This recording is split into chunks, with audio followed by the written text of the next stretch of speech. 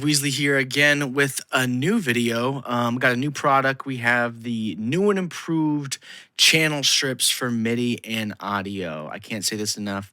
This has elevated my production and my production workflow so much faster. I finished an EP in like under 2 weeks with just using these techniques just to really shape, beef in, space, mix. I just want to show you some of the recent tracks that I finished using all those channel strips on every track. So I have this little unreleased.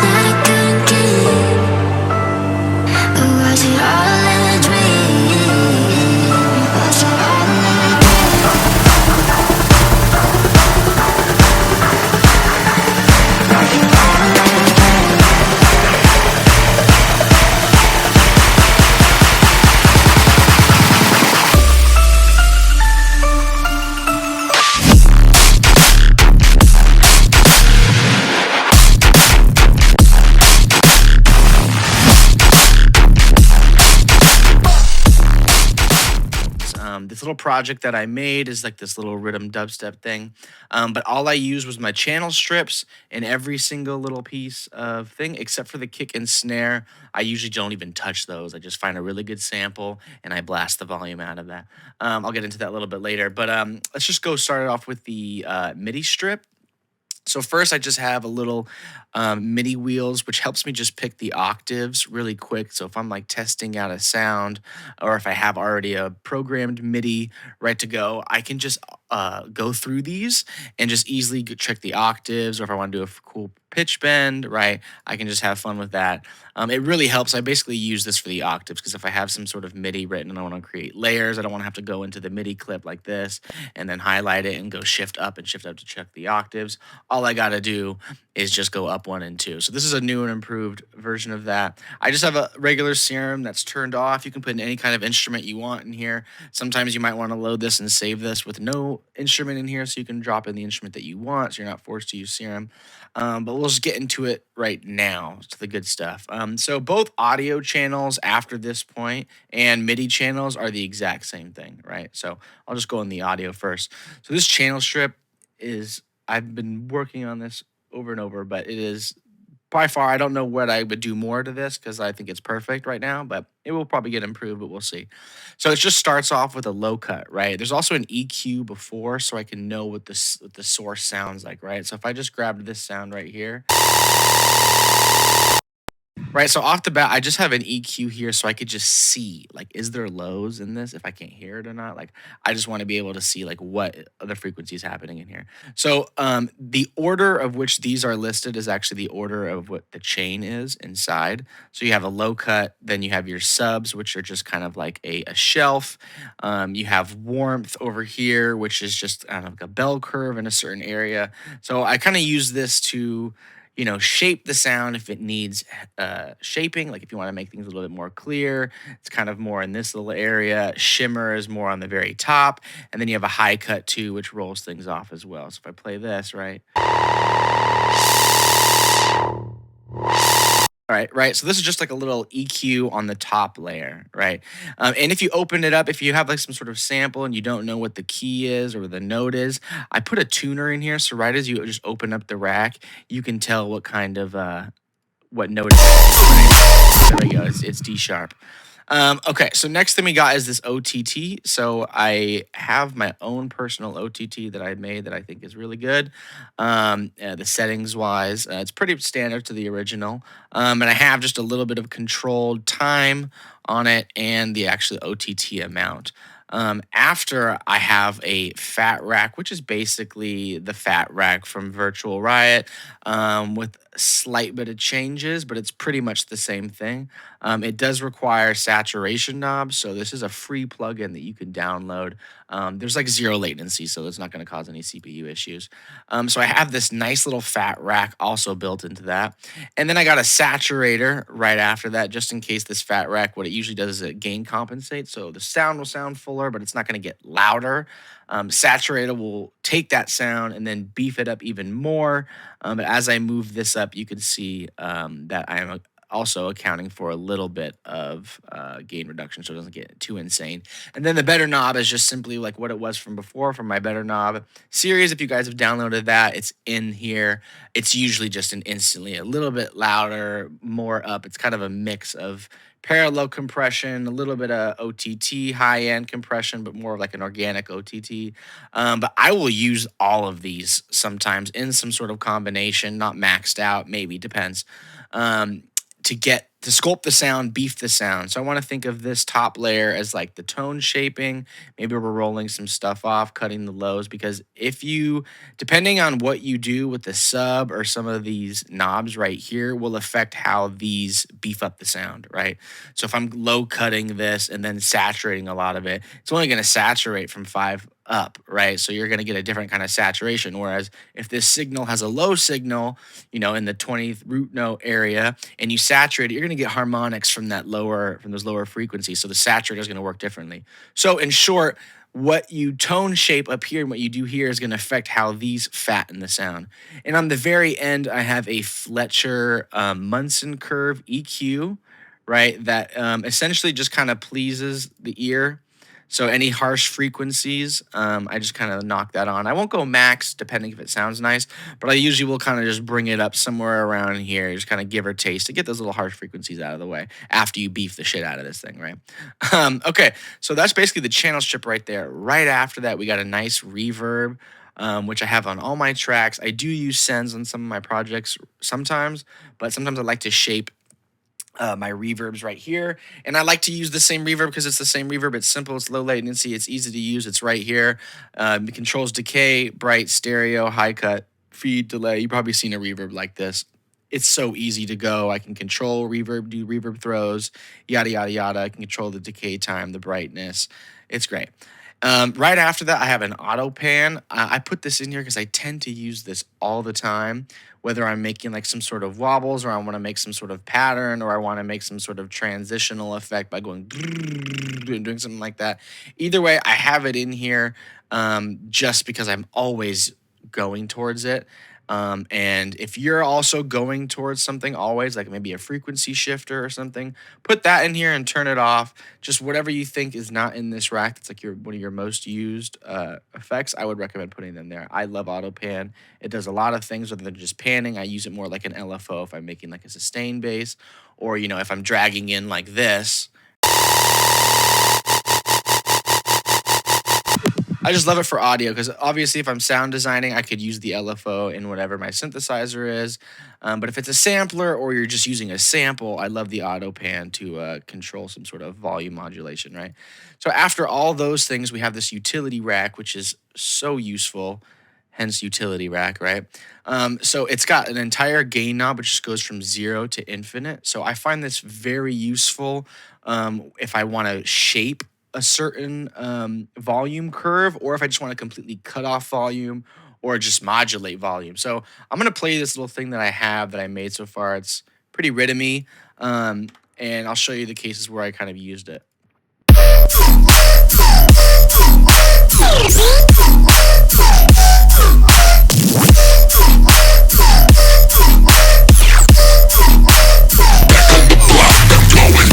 So I actually even used my voice with these racks, as you can see right here. Back on the block, I'm going. Right, so I even used that, and then I turned them into these. Back on the block, I'm going. Back on the block, I'm going. So it even works for vocals. You can see how much I kind of punched in. I took out a little bit of the lows. I mean, actually, what you're hearing from me right now is actually what's being processed. We got a little low cut at 90, and see I have this EQ before because I can see all this rumble here want to get that out. Took a little bit of the warmth away, up the clarity, gave it some OTT, gave it a little bit of fat wreck, a little bit of saturation, better knob, Fletcher, gave it a tiny bit of room reverb, and then did some post EQ on it. And this is my little here. This is what you're hearing right now. So back to what I was using the utility rack for. As you can see on this bass that I made, I wanted to make sure that there was no sounds coming after this. Because a lot of the times, if you're writing with MIDI, basses, or whatever it is, you're not going to see these freaking these lines because there's no audio, right? But they're going to leave artifacts. So what I would do is I would just grab this gain knob and completely cut it off, right? So it might tail out, right, in a little bit, but I just wanted it to be completely silent during that phrase and whatnot, and also over here as well. I'll actually move this over here so I get complete silence, right? So that's what I might use the gain knob for. You can also use it to shape basses, right? Like I can hover this over, do a shape, do like some sort of like, ooh, yeah, that looks cool, and then maybe like shorten it and do something like that, and then blah, blah, blah, right? So you can use it to volume shape as well. Next, I have the balance. So this is really easy. It's panning, right? So it's just panning things right and left.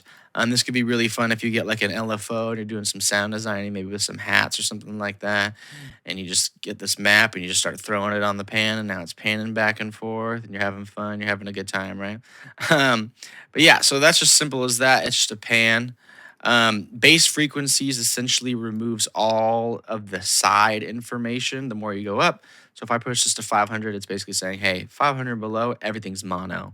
Left and right invert is for phasing. So like if you want to switch the phase or take out the phase, make it a mono signal. Sometimes this really helps if you're trying to align like two sounds that are stacking on. If you have two layers, like let's say you have like some layer like this and some layer like this, and like somehow they're colliding, you could try just doing this to one of the tracks and maybe doing it to the other, whatever it might be, and they'll switch the phase or get rid of the left signal, and it could help the balance.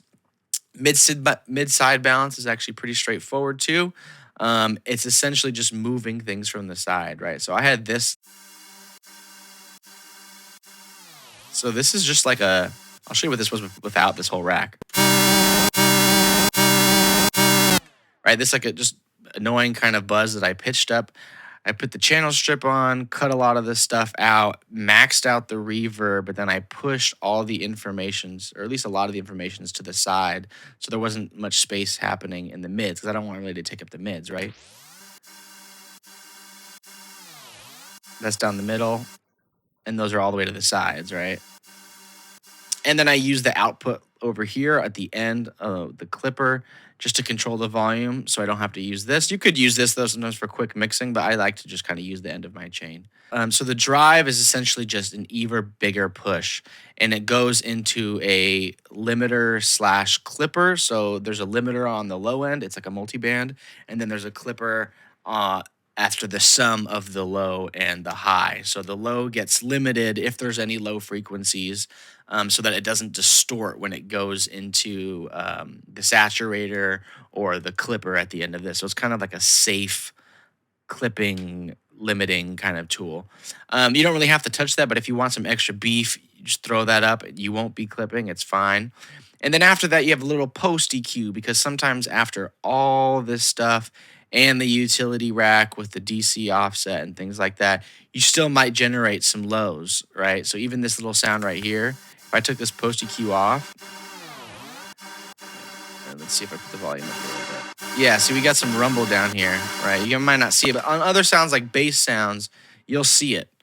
And I have a post EQ just to even get rid of that again, to low cut it again, and make any sort of changes that I need. Like I brought down the warmth a lot, like all the way down, right? And then the clarity, I brought a little bit down, so it's just kind of more of an atmospheric effect. If I go to this bass sound, you can hear what it sounds like before the rack. So I'll just turn this off.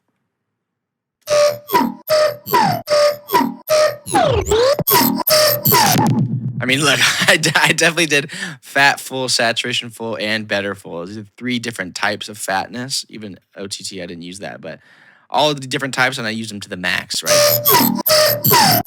and it really just brought out the sound. And I did low cut it because I am using a separate sub, right? And there's nothing on the sub because I don't want any processing on a sub. I found a perfect sample for the sub, and I'm just using that. No processing on that. Doesn't need to have that.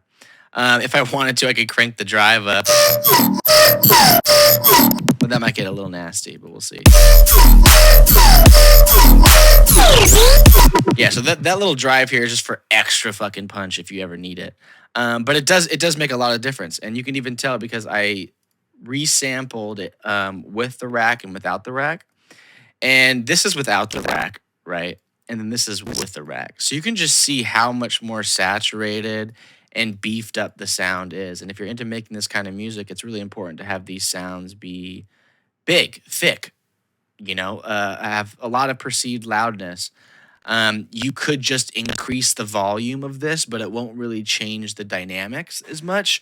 And the perceived loudness, it'll just be louder. So it might not really fit in the mix as well.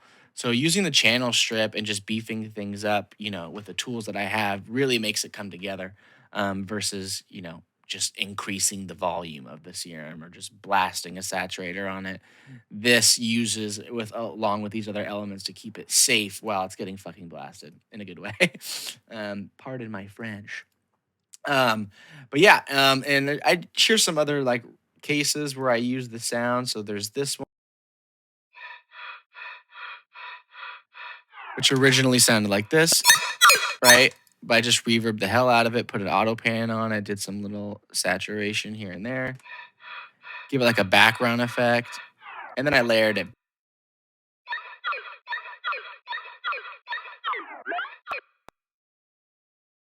As you can see, I put it to the sides, right? So it's not interfering. And yeah, and then that's essentially it. And at the end, I have an EQ just to see what the final sound looks like on the spectrogram, right? And then I have a saturator that's just digital clipping. So it's just a hard clip at the end. So nothing comes over. If you're making this kind of music, I love just using the digital clip mode. It's basically like G clip. It's pretty much the same thing. So I like to have that just at the end of the chain, and I like having the output right here. So I don't usually have to go to these faders, but feel free to go to these if you want to, because it's fast mixing if you're like mixing down stuff. But I like going in here. And then, yeah, you can also use this as like a creative sound design EQ, or you can just pop that in between any of these chains.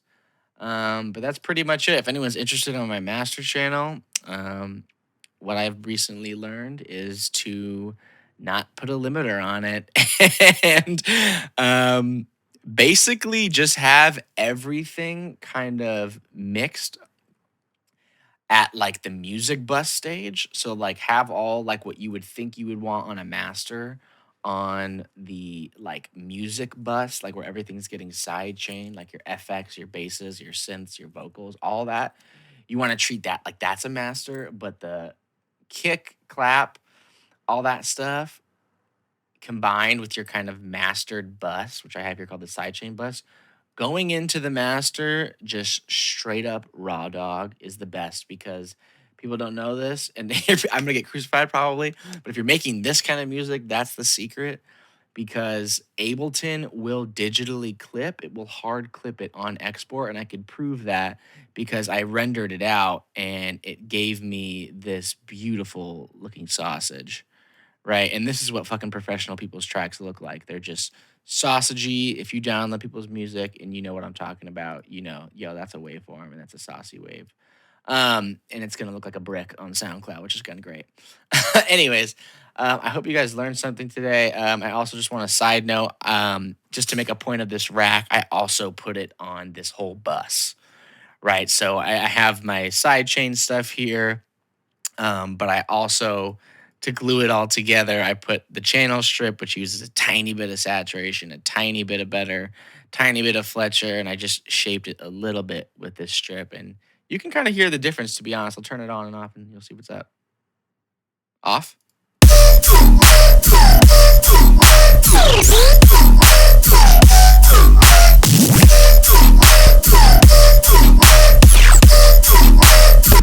Just just a little bit more present, right? Because I was using this to tone shape the overall bus, and then just a tiny bit of saturation and better to keep that going. But I didn't keep this short. I know that now, but there's a lot to explain. Hope you guys learned everything. Yeah, see you in the next video.